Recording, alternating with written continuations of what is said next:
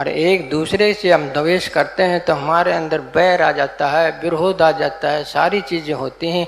क्या एक धर्म वाला दूसरे धर्म वाले को नहीं काट रहा, नहीं मार रहा? आप देख सकते हो, अखबारों में देख सकते हो, वैसे भी देख सकते हो।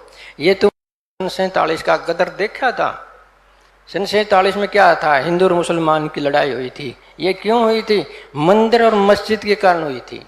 क्यों? मंदिर में जाएंगे तो वो हिंदू रहेंगे और मस्जिद में जाएंगे तो मुसलमान रहेंगे। खुट्टा तो मंदिर मस्जिद है, इनको पाड़ दो तो कौन रहेगा? मंदिर मस्जिद, ये मुसलमान और हिंदू कोई नहीं रहेगा। ये खुट्टा तो यही है। इनके अंदर किताब रखी वो खुट्टा है, इनके अंदर मूर्ति रखी वो खुट्टा है, इनके अंदर वेशभूषा वो खुट्टा है। कब तक इन खुट्टों को तुम जमाए रखोगे?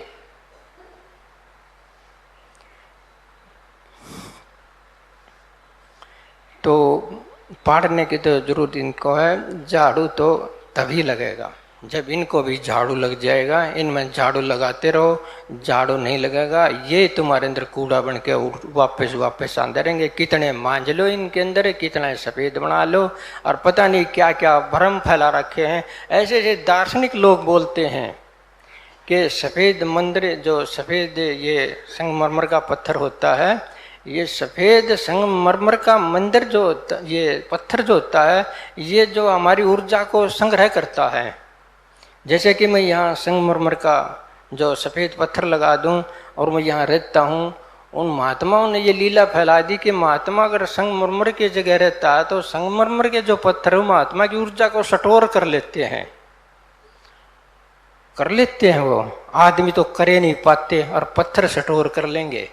समझते हो? आदमी तो स्टोर कर ही नहीं पाते किसी महात्मा की ऊर्जा को, क्योंकि उनके पास पहले ही अपनी ऊर्जा काफी है, जरूरत भी नहीं है ऐसी भावना बनाने की। लेकिन वो कहते पत्थरों में ऊर्जा स्टोर हो जाती है, तुम मत्था टेको तुम्हारे माथे में चली जाएगी, माथे में ऊर्जा चली जाएगी, तुम्हारी समाधि लग जाएगी, और वो समाधि में माथा फोड़ते हैं, अपना जा जाकर अपनी चेतना को खत्म कर देते हैं। ये तो ऐसा भी हो गया। अब कहाँ तक झाड़ू लगाओगे? झाड़ू लगाना है तो इनमें जब लगेगा जब तुम अपनी धारणाओं को झाड़ू लगा दो, अपने अज्ञान को झाड़ू लगा दो, अपने भय को झाड़ू लगा दो, अपने स्वार्थ को झाड़ू लगा दो, तब इनको झाड़ू लगा सकते हो। नहीं तो इनमें झाड़ू लगाओगे तो अड़ंगा और बढ़ेगा। यही अड़ंगा हाँ, और क्या होगा? ये तुम्हारे अंदर आ जाएंगे और तुम इनके अंदर घुले मिले रहोगे।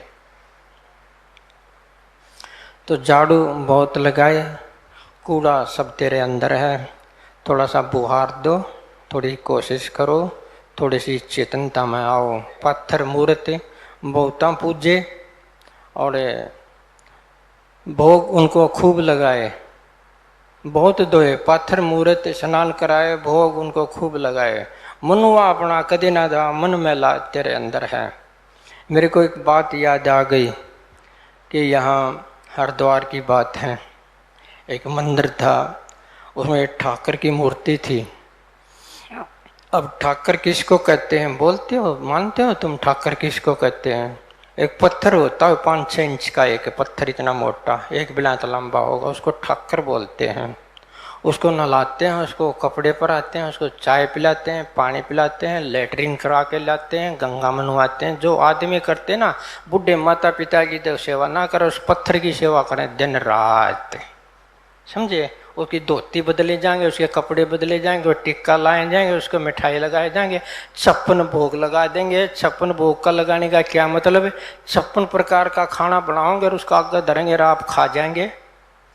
समझो इस बात है? ये 56 भोग इस ठाकर के जरिए आप खा जाते हैं। ये ठाकर पूजा है, ये इन मंदिरों में होती है।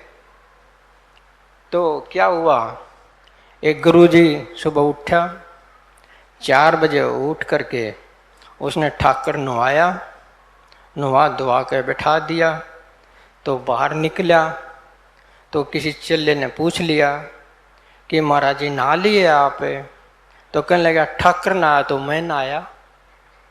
समझे? ठाकर नहाया तो मैं नहाया। उस गुरु जी ने ये उत्तर दे दिया कि ठाकर नहाया तो मैं नहाया, मेरे को नहाने की क्या जरूरत है? आप तो सूखा पड़ा पत्थर गिल्ला कर आया। ये मैं बताता हूँ इन कहानी, इन मंदिरों की सारी जो पोप लीला है, वो पत्थर को तो नहाया, आप सूखा पड़ा है। तो आगे से जा करके एक चेले ने दूसरा चेला पूछ लिया कि नहा लिया? कि गुरु नहाया तो मैं नहाया। गुरु चेले सारे बिना नहाए रह गए, ठाकर नुआ दिया, पत्थर नुआ दिया। अब ये लीला सारे के चलती है, थारे जचो ना जचो, तुम उन्हें माथा मारो ना मारो, तुम्हारी मर्जी है। हमने तो तुम्हें बताते बताते मरना है, मरना है। मुझे पता है कि तुमको असर नहीं होता है, लेकिन फिर मैं प्राण प्रतिष्ठा करने की कोशिश करता हूँ। प्राण प्रतिष्ठा क्या? पत्थर में प्राण डालना, पत्थरों में प्राण डालना। मैं देखता हूँ कि जिंदे में प्राण नहीं डाले जाते तो पत्थरों में प्राण कैसे डाल रहे हैं। मैं देख रहा हूँ कितने लोग हैं, सुनते हो जन के पत्थरे जैसे प्राण डालने में नहीं आए। ये लोग प्राण प्रतिष्ठा कर ले, कोई मूर्ति धर के उड़े जा करके उसकी प्राण प्रतिष्ठा को जिंदा बना लेते हैं। अगर जिंदा बना लिया एक पत्थर की मूर्ति का, उसे तुम थोड़ा 10 रुपये मांग करके देखो। जो पत्थर है उसकी प्राण प्रतिष्ठा कर दी है, हवन यज्ञ करके मंत्रों से गंगा जल से नवा धवा करके सब आवाहन करके उस मंदिर में उस मूर्ति को, पत्थर की मूर्ति को जिंदा बना दिया। कह दिया एक पुजारी ने कि जिंदा होगा, पूजा करोगे थारी मनोकामनाएं पूरी होंगी। अगर ऐसे मनोकामनाएं पूरी होती हैं तो एक गरीब ने जाकर 10 रुपये मांग लेने चाहिए कि ये मूर्ति तो जिंदी है, 10 रुपये दे देगी वो। जब वो 10 रुपये नहीं देती तो तुम्हारे और काम कैसे करेगी? वो जिंदा होती नहीं, वो पत्थर होती है। और भी पत्थर हो जाते हैं उसको बनाते हुए, आदमी खुद पत्थर हो जाते हैं। और ये जो पत्थर हो जाते हैं, जब ऐसे पत्थर हो जाते हैं, हाथरस जैसी घटनाएं घटती हैं, मरते हैं लोग। यहाँ तो एक छोटी सी घटना हुई है, एक जगह तो मैंने देखा था 5000 आदमी मर गए भगदड़ में। भगदड़ कोई छोटी मोटी भगदड़ ना हुई, छोटी मोटी भक्ति में एक आधा मर जा, ना तो एक आधा की टांग टूंग टूट जा, इतने आदमी मरे अगर भगदड़ में। बुरा कुछ और कुछ हुआ है। वो उन अपने चरणों की धूल तो दिखाई दे रही है, नीचे जो जीव दबा है वो उसको नहीं दिखाई दे रहा।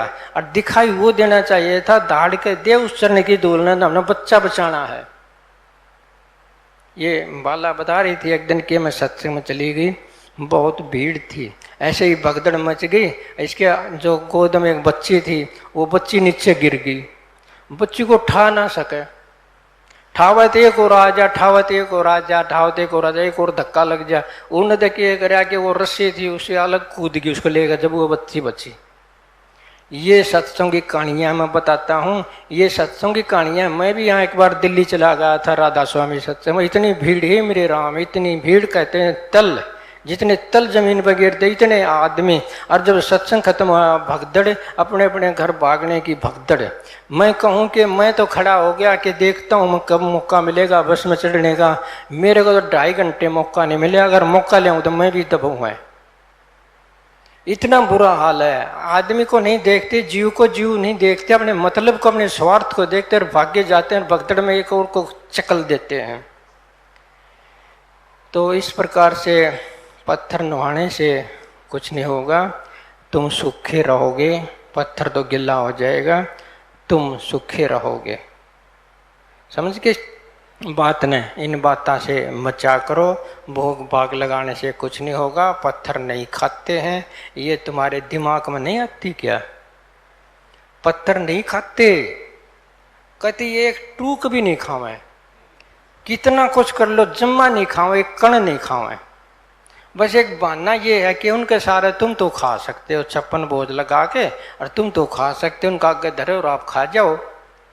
ये चल रहा है सब, ये रोजगार है, ये धंधा है, चारों तरफ इस धंधे को तुम पहचान लो। और मैं तो इसलिए तुमको बता रहा हूँ कि ये जो मैं बता रहा हूँ ये कुछ और लोग भी सुनेंगे।